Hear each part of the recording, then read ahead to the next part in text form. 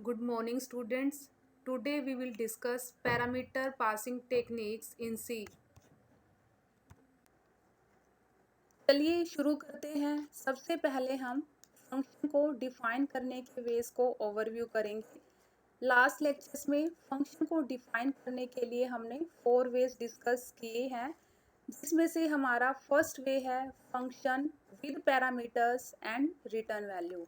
Means function को define करने के लिए अगर हम parameter list and return value का यूज़ करते हैं, उस केस में फंक्शन कॉलिंग फंक्शन से वैल्यू रिसीव भी करता है एंड कॉलिंग फंक्शन को वैल्यू रिटर्न भी करेगा। फॉर एग्जाम्पल, यहाँ पे मैंने एक यूज़र डिफाइंड फंक्शन सम को क्रिएट किया है। क्रिएट करने के लिए रिटर्न टाइप का यूज़ किया है एंड पैरामीटर लिस्ट का भी यूज़ किया है। जब भी हम अपने मेन फंक्शन में सम फंक्शन को कॉल करेंगे और यूज़ करेंगे, सम फंक्शन को पैरामीटर्स पास करेंगे। सम फंक्शन ने पर्टिकुलर टास्क परफॉर्म करने के बाद एक वैल्यू रिटर्न की है। वैल्यू रिटर्न करने के लिए सम फंक्शन की बॉडी में रिटर्न स्टेटमेंट का यूज़ किया है। जैसे ही सम फंक्शन मेन फंक्शन को वैल्यू रिटर्न करेगा, यहाँ पे फंक्शन के कॉल के टाइम पे मेन फंक्शन ने उस टाइप की वैल्यू को रिट्रीव या फिर फेच करवाने के लिए वेरिएबल भी उसी टाइप का यूज़ किया है। सेकेंड वे हमने डिस्कस किया है function with no parameters and no return value.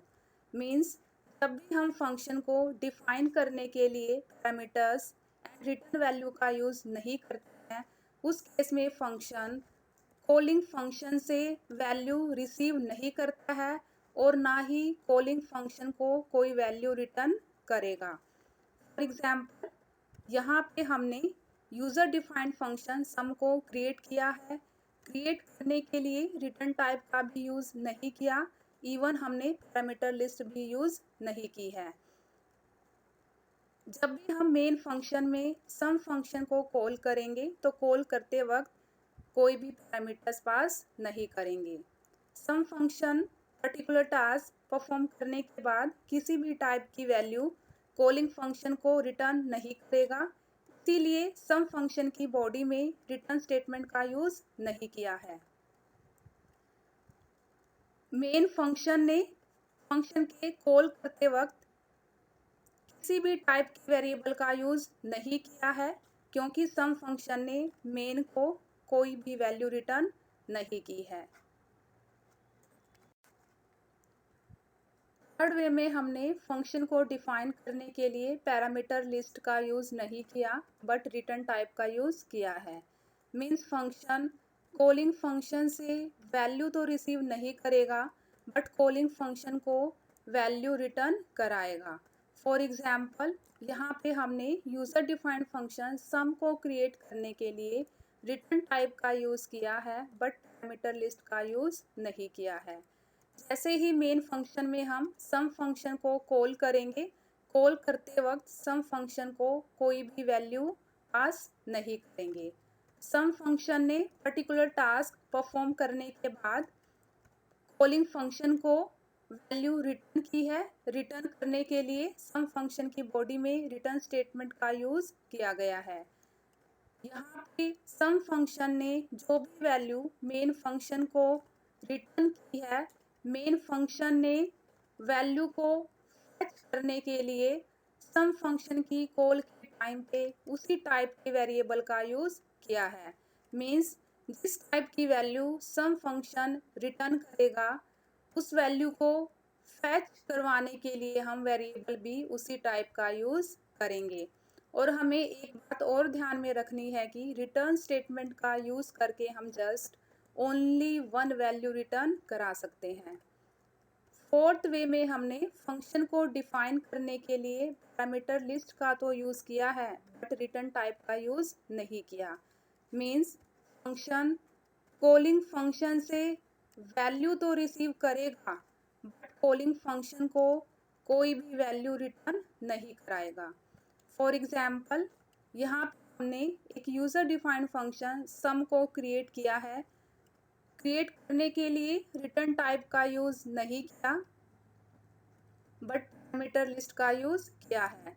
जब भी हम सम फंक्शन को मेन फंक्शन में कॉल करेंगे, कॉल करते वक्त पैरामीटर पास करेंगे। सम फंक्शन पर्टिकुलर टास्क परफॉर्म करने के बाद कॉलिंग फंक्शन को किसी भी टाइप की वैल्यू रिटर्न नहीं कराएगा, इसीलिए सम फंक्शन की बॉडी में रिटर्न स्टेटमेंट का यूज़ नहीं किया गया है। यहाँ पे सम फंक्शन ने मेन फंक्शन को किसी भी टाइप की वैल्यू रिटर्न नहीं की है, इसीलिए मेन फंक्शन ने जब सम फंक्शन को कॉल किया तो उस टाइम पे किसी भी टाइप के वेरिएबल का यूज़ नहीं किया है। अब हम डिस्कस करेंगे पैरामीटर टाइप्स। फंक्शन के फर्स्ट लेक्चर में भी मैंने आपको बताया है कि पैरामीटर क्या होते हैं। हम एक बार फिर जान लेते हैं कि पैरामीटर क्या होते हैं। वेरिएबल्स के जो नेम आप यूज़ करते हो फंक्शन को कॉल करते वक्त वैल्यूज़ को पास करने के लिए, या फिर फंक्शन को डिफाइन करते वक्त जो वेरिएबल्स नेम यूज़ किए जाते हैं वैल्यूज़ को रिसीव करने के लिए, उन्हें हम कहते हैं पैरामीटर्स। पैरामीटर्स दो टाइप के होते हैं, actual parameters and formal parameters. यहाँ पे मैंने एग्जाम्पल में मेन फंक्शन में जब यूज़र डिफाइंड फंक्शन सम को कॉल किया, कॉल करते वक्त ए एंड बी वेरिएबल का यूज़ किया है वैल्यूज़ को पास करवाने के लिए, इसीलिए ए एंड बी वेरिएबल को कहेंगे एक्चुअल पैरामीटर्स और आर्ग्यूमेंट्स।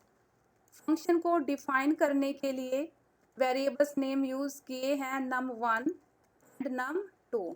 मीन्स जब भी सम फंक्शन को कॉल किया जाएगा, कॉल करते वक्त जो वैल्यूज़ पास की जाती है उन वैल्यूज़ को रिसीव करने के लिए num1 एंड num2 वेरिएबल का यूज़ होगा, इसलिए num1 एंड num2 को कहेंगे फॉर्मल पैरामीटर्स। अब हम अपने main topic parameter passing techniques को डिस्कस कर लेते हैं। सी प्रोग्रामिंग लैंग्वेज में फंक्शन को पैरामीटर्स पास करने के लिए दो मेथड्स का यूज़ किया जाता है। फर्स्ट मेथड है call by value, second method है कॉल बाय रेफरेंस। अब हम वन बाय वन दोनों मेथड्स को डिस्कस करेंगे। पैरामीटर पास करने की फर्स्ट टेक्निक है call by value. In call by value technique we will just pass the copy of values of actual parameters to formal parameters. Means only actual parameter की value की copy formal parameter को pass की जाती है, इसीलिए called function formal parameter की value में जो चेंज करेगा वो चेंज एक्चुअल पैरामीटर्स की वैल्यू में रिफ्लेक्ट नहीं होगा। यहाँ पे प्रोग्राम में मैंने एक यूज़र डिफाइंड फंक्शन फंक को क्रिएट किया है। क्रिएट करने के लिए वन पैरामीटर का यूज़ किया है। मेन फंक्शन में वेरिएबल x डिक्लेयर किया है एंड x की वैल्यू ली है 5। इसके बाद फंक फंक्शन को जब कॉल किया, कॉल करते वक्त उसको एक पैरामीटर पास किया है, पैरामीटर का नेम लिया है x। मीन्स यहाँ पे ओनली जस्ट पैरामीटर x की वैल्यू की कॉपी फंक्शन को पास होगी, इसीलिए जैसे ही कंपाइलर को ये कॉल मिलती है कंट्रोल फंक्शन की डेफिनेशन पे ट्रांसफ़र हो जाता है। यहाँ पे फंक्शन ने वैल्यू को रिसीव करने के लिए पैरामीटर a का यूज़ किया है। फंक्शन के पास पैरामीटर की वैल्यू की कॉपी आई है, इसीलिए a पैरामीटर की वैल्यू हो जाएगी 5। फंक्शन की बॉडी में a पैरामीटर की वैल्यू अब 5 से 10 चेंज करती है। इसके बाद हमारी प्रिंटफ की स्टेटमेंट लिखी हुई है जिसमें हमने मैसेज कन्वे किया हुआ है इन फंक कोमा a इक्वल्स टू। इसके बाद हमारा स्क्रीन पे a पैरामीटर की वैल्यू डिस्प्ले होगी। जैसे ही ये प्रिंटफ की स्टेटमेंट एग्जीक्यूट होगी, स्क्रीन पे मैसेज आएगा इन फंक कोमा a इक्वल्स टू 10। यहाँ पे हमने फंक्शन की बॉडी में जस्ट a पैरामीटर की वैल्यू चेंज की है। अब जैसे ही फंक्शन का कोड कंप्लीट होता है, कंट्रोल वापस से फंक्शन की कॉल पे चला जाता है। इसके बाद हमारी प्रिंटफ की स्टेटमेंट लिखी हुई है जिसमें हमने मैसेज कन्वे किया हुआ है in main comma X equals to, इसके बाद हमने एक्स वेरिएबल की वैल्यू को डिस्प्ले कराया हुआ है। जैसे ही हमारी ये स्टेटमेंट एग्जीक्यूट होगी स्क्रीन पे मैसेज आएगा in main comma X equals to 5। Means हमने जब फंक्शन की बॉडी में फॉर्मल पैरामीटर ए में चेंज किया तो वो चेंज हमारे एक्चुअल पैरामीटर एक्स की वैल्यू में रिफ्लेक्ट नहीं हुआ है, क्योंकि हमने जब फंक्शन को कॉल किया तो उस टाइम पे जस्ट एक्स पैरामीटर की वैल्यू की कॉपी फंक्शन को पास की है।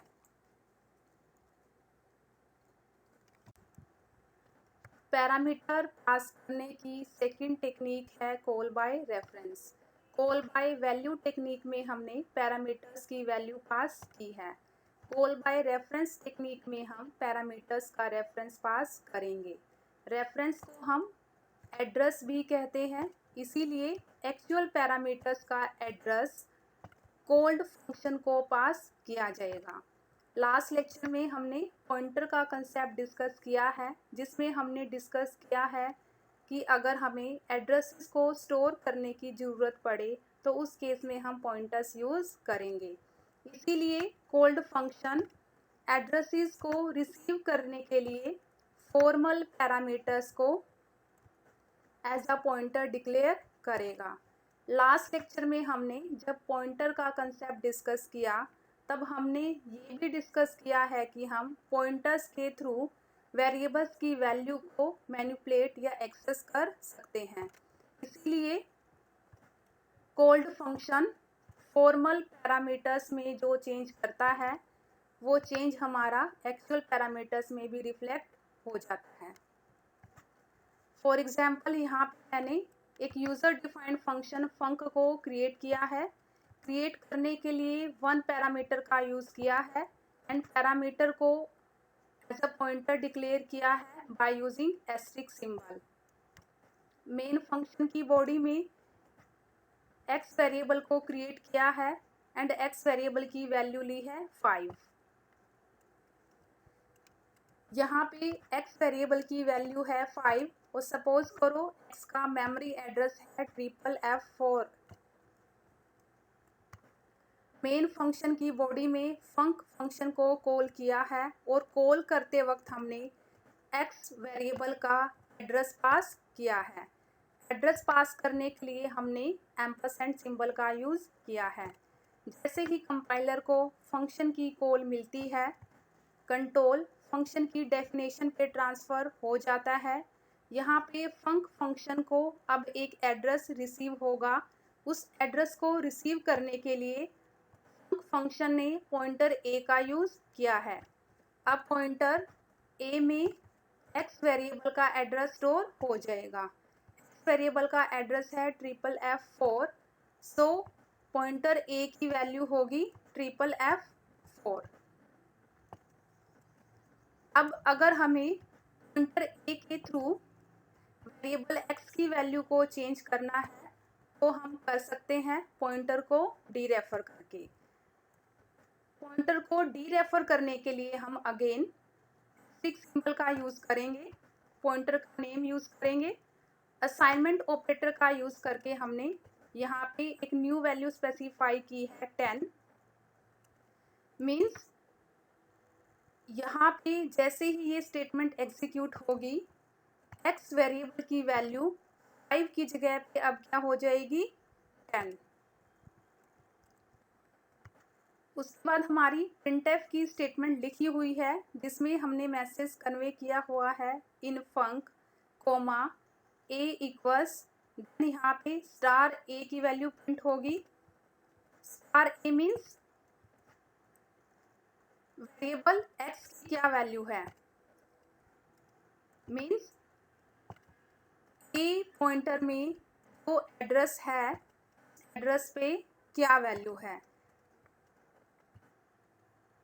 FFF4 एड्रेस पे अब वैल्यू है क्योंकि हम x की वैल्यू को चेंज कर चुके हैं। जैसे ही मेरी ये स्टेटमेंट एग्जीक्यूट होगी, स्क्रीन पे मैसेज आएगा इन फंक कोमा a इक्वल्स टू 10। जैसे ही यहाँ पे ये फंक्शन का कोड कंप्लीट होता है, कंपाइलर वापस ही मेन फंक्शन की बॉडी में चला जाता है जहाँ पे हमने फंक्शन को कॉल किया था। इसके बाद हमारी नेक्स्ट प्रिंटफ की स्टेटमेंट एग्जीक्यूट होगी जिसमें हमने मैसेज कन्वे किया है इन मेन कोमा x। उसके बाद हमने यहाँ पे x वेरिएबल की वैल्यू को प्रिंट कराया हुआ है। अब हम x वेरिएबल की वैल्यू फॉर्मल पैरामीटर के थ्रू चेंज कर चुके हैं, इसीलिए x वेरिएबल की वैल्यू क्या डिस्प्ले होगी 10। मीन्स अगर हम यूजर डिफाइंड फंक्शन में फॉर्मल पैरामीटर में चेंज कर रहे हैं तो वो चेंज मेरा एक्चुअल पैरामीटर की वैल्यू में भी रिफ्लेक्ट हो रहा है। आज के लेक्चर में हमने पैरामीटर पासिंग टेक्निक्स को डिस्कस किया। फर्स्ट टेक्निक है हमारी call by value. Call by value technique में हम पैरामीटर की वैल्यू की कॉपी पास करते हैं, इसीलिए कॉल्ड फंक्शन फॉर्मल पैरामीटर में जो चेंज करता है वो चेंज हमारा एक्चुअल पैरामीटर्स में रिफ्लेक्ट नहीं होता है। कॉल बाय रेफरेंस टेक्निक में हम पैरामीटर्स का एड्रेस पास करते हैं, इसीलिए कॉल्ड फंक्शन फॉर्मल पैरामीटर्स में जो चेंज करता है वो चेंज हमारा एक्चुअल पैरामीटर्स में भी रिफ्लेक्ट होता है। हम दोनों में से कोई भी approach as a parameter pass करने के लिए यूज़ कर सकते हैं। Thank you.